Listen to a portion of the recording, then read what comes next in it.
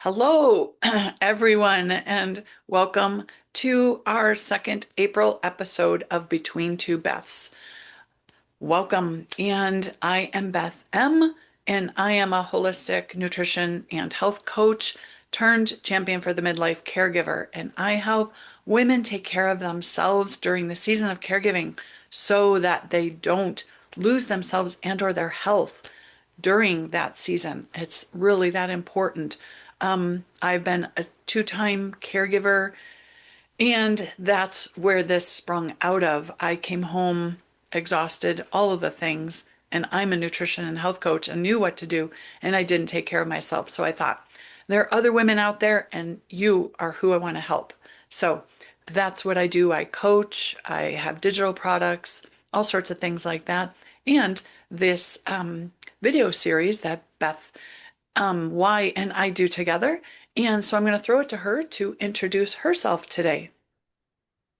Good morning, Beth, Good and morning. that's a valuable service that you provide. I'm a part-time caregiver, so I can understand and relate to the exhaustion. I'm feeling a little bit of it today, based on recent events. But I am Beth Y. I'm owner of Beyond Coaching by Beth.com. I'm a certified professional coach. I'm a certified um, master practitioner in energy assessments, and I'm also accredited with the International Coaching Federation. Nice. So, what I do is I work with midlife people who are going through major life changes, specializing in helping people that are widowed move from existing to fully living again. I myself am a widow. It's been about 6 years. Um, and I came into this space because um, I learned of coaching during COVID. So my husband passed away right before COVID. And I was in near isolation for 2 years.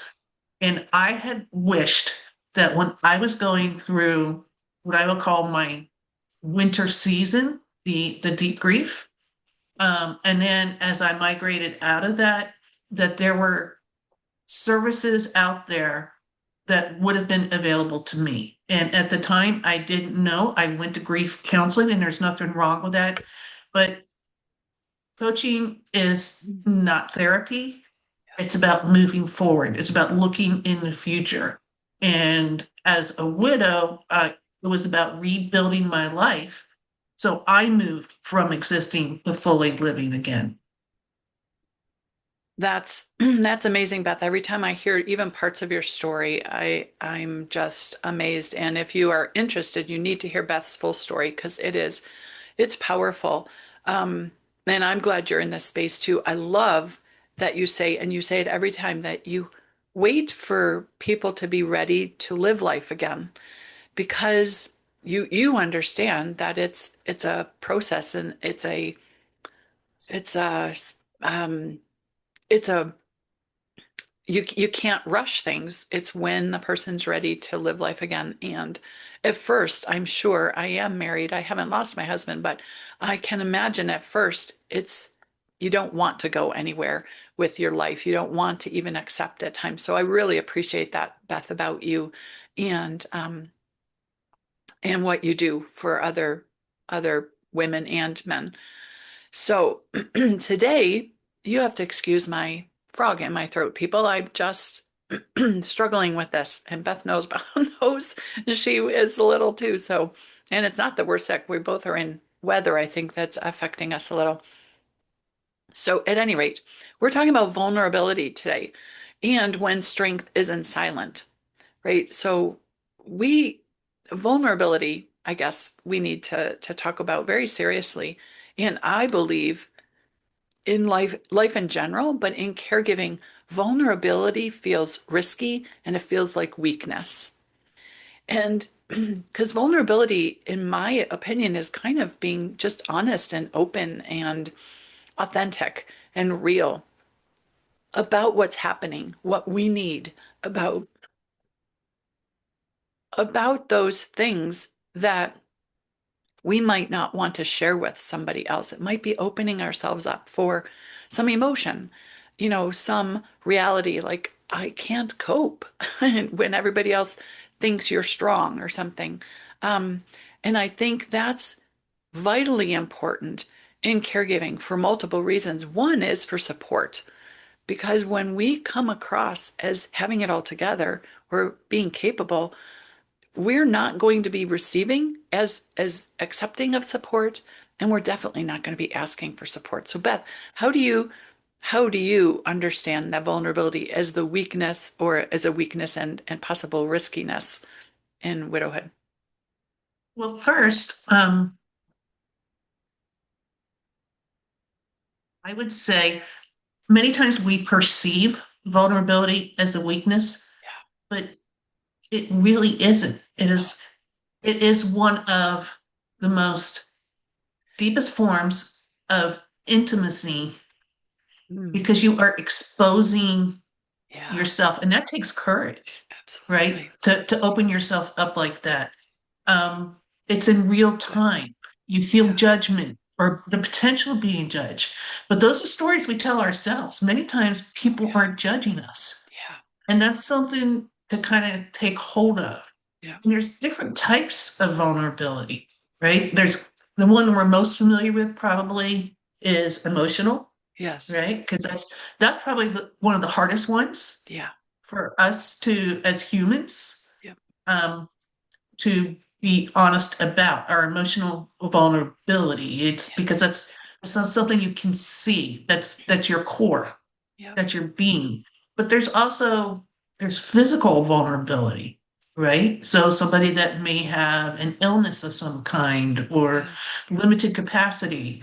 Yeah. Social, and this is where, vulnerability, it's a tough word to say, It is. lands for both the caregiver and for the widowed person, social vulnerability, Yeah. right? So in the caregiver's case, Mm. they've been isolated, taking care of their loved one, Yes. and probably, have not been out and socializing with friends and family. Yeah. And so it starts becoming almost the isolation starts becoming pattern and familiar to them. So they Yes. have to get themselves out there. Yes. For a widowed person, for anybody who's watched this series, it goes, I use the term, you go from a we to a me. Mm. Yeah. And that's being vulnerable. Um, but the other thing to recognize is that for both caregivers and widowed people, Yes. um, it's not a choice. It's thrust upon us and becomes our daily Yes. life. Now, the real question is, how do we relate to our vulnerability instead of resisting it? Again, as I said at the top of this broadcast, it isn't a weakness. It can be a strength. Absolutely. Yes. And I should have said that when I was saying that caregivers view it as a weakness, that it doesn't have to be. It's just that we get used to it being that way. Often in life prior to caregiving, we're perceived as strong or capable or whatever. Most women are, a lot of women are. And if you aren't, that's great. But for one, portray that. And I am not always capable and I am not always strong, but I have often put up that facade emotionally. And yet I'm prone to tears. I'm prone to being easily cry, but I think that's separate. You don't have to say that that's one and the same. But that capability and that strength can actually be a detriment when it comes to caregiving or a time when you need support. Caregiving should not be a solo sport. I've said that multiple times. It's a team sport. But if the caregiver is, like you said, Beth, it might be thrust on them or very unexpected, whatever that might look like. We don't know. Each situation is different. But when we find ourselves in that spot, and we're that capable and strong person, we have to realize that we're going to need help. And it isn't always easy to do, but that honesty and that vulnerability, that real and rawness of this is really hard, saying this is really hard. I'm really struggling today. and also understanding that if you are vulnerable like that and share that with someone, that if they come back with judgment, you've got to be okay with that. Because there will be people who will judge you in your vulnerability, not just offer support or the support or the help that you need. And so what are your thoughts about that, Beth? Well, what resonated with me was that, both caregiving, as you were saying, and widowhood, the strength, I have to be the strong one. Um, no one else will understand this. Um, it's a form of emotional armor, right? So Good. we're using that to protect ourselves, Yeah, and but it can also isolate us. yeah, So, um, how would it feel if you just let someone see a small piece of your truth yeah, and open that door? yeah. You don't have to share everything. Start with safe, trust it. I Yes. remember when I was in my winter season of grieving, Mm, um, and people would say to me, you're so strong. yeah, Um, I would think to myself, if they only knew, yeah, I you bet. know, it's like, no, I'm not. I'm broken.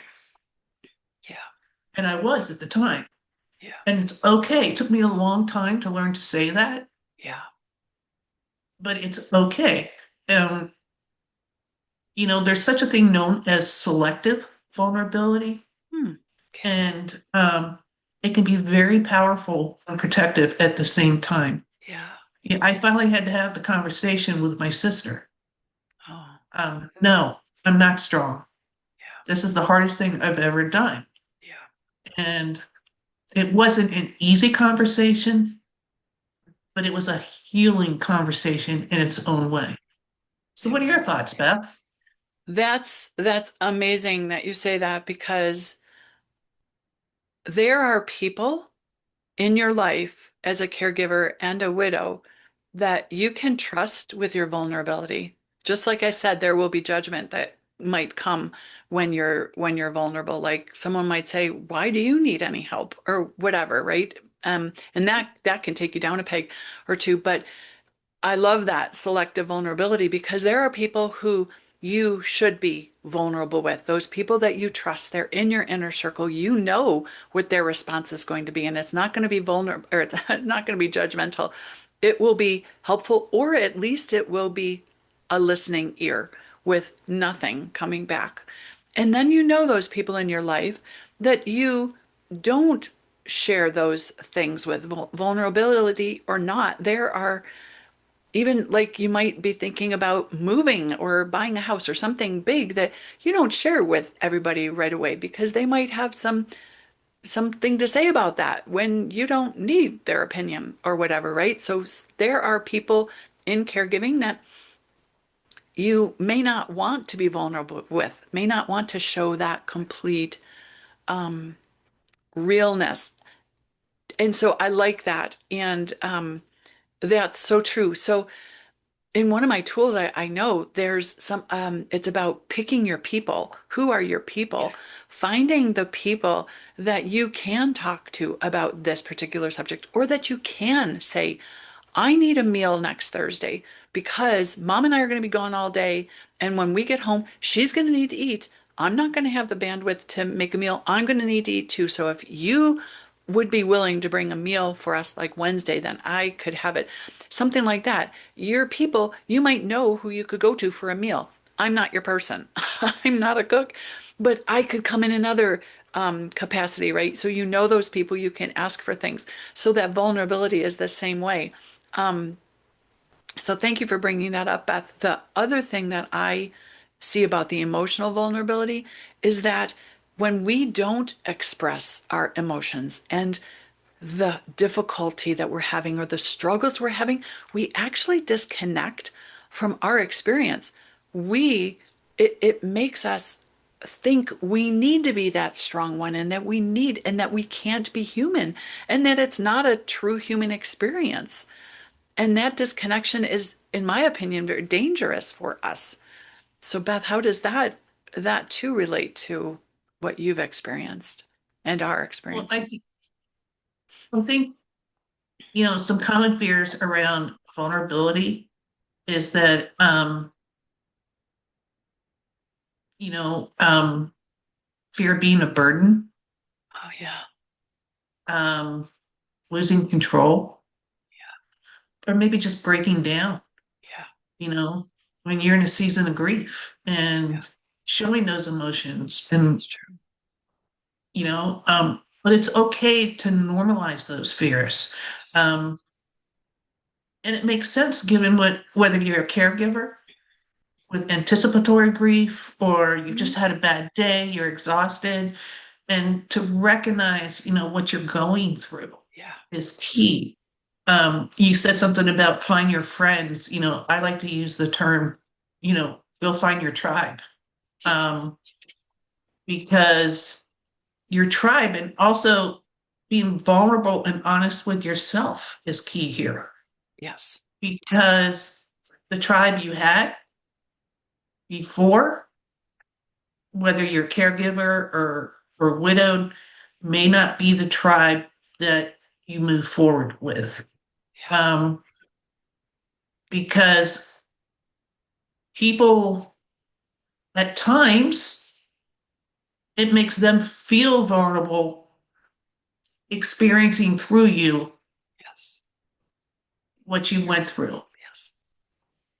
and it's uncomfortable for them, and it can be hurtful. Yeah. Um, but it's okay to let and accept them for them as well. Yes. um, Yes.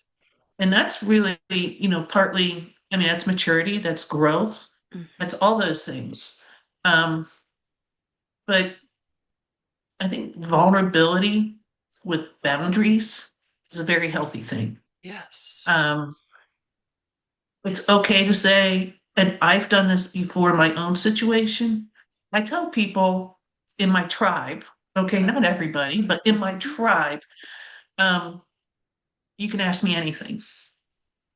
Now, what I might Yes. say is, but I will reserve the right to not answer the question, um, if I'm not comfortable with the question, and I will tell you why, because I'm just not ready yet to talk Yeah. about that, Absolutely. or that's not something, um, I want to disclose. Hmm. Um, and it's okay. Um, Absolutely. that's being healthy. Again, Yes. that's defining boundaries. Um, Yes. and there's no shame in saying that. That's your That's truth, right. right? That's right. That is your absolute truth. So I suspect we're going to be coming up on time, Yes. um, here pretty quickly. So the one thing I would like to say is that, and I probably said at the top of the hour, I just don't remember. That's what happens when you get old, right, people? Um, and we're unscripted. So Yeah, these exactly. are raw conversations that, coaching, both Beth and I coach. It's about, moving forward. It's not about therapy. Therapy deals Hmm. with past trauma and mental health. But both, Beth and I am, Beyond Coaching by Beth.com. And Beth Meek, I think hers is BethMeekCoach.com. Neither of us advertise. We are all word of mouth. We are all referrals. We do these videos and put them out there. So we welcome any feedback. We welcome that you ask, if you want to ask questions, Yeah. please feel free to reach out to us. You can do it via email. You can also, sign up for a complimentary session, through my website. Um, but we welcome your input. If you have any topics for us that you would like us to Yes. bring up and discuss in this forum, we're happy to do that. And with that, I'm going to sign off and hand it over to Beth. Well, thanks, Beth. That's great. And yeah, just to reiterate what Beth said, we're open to talk, chat, whatever it is you need. If you're interested in knowing more about both and or either of us, I should say, you can check out our websites. And she was right. BethMeetCoach.com is mine. And yeah, I think what I would want to leave you with is vulnerability is worth it even when it feels risky. And like I would say, reiterate what Beth said about your tribe, and I just call them find your people. I think it's important that you realize that you don't have to be vulnerable with everybody. And just find your best friend, find that one person that you can talk to and be vulnerable with them. Start with that. And Beth brought this up too, and I think this is really important. Be vulnerable with yourself. Be honest with yourself about the difficulty of the situation and allow yourself to be human because, no human should deal with what we're dealing with without help from other people. And it's a struggle. So, on that note, enjoy your day, Beth. And everyone, we're glad you joined us and welcome feedback.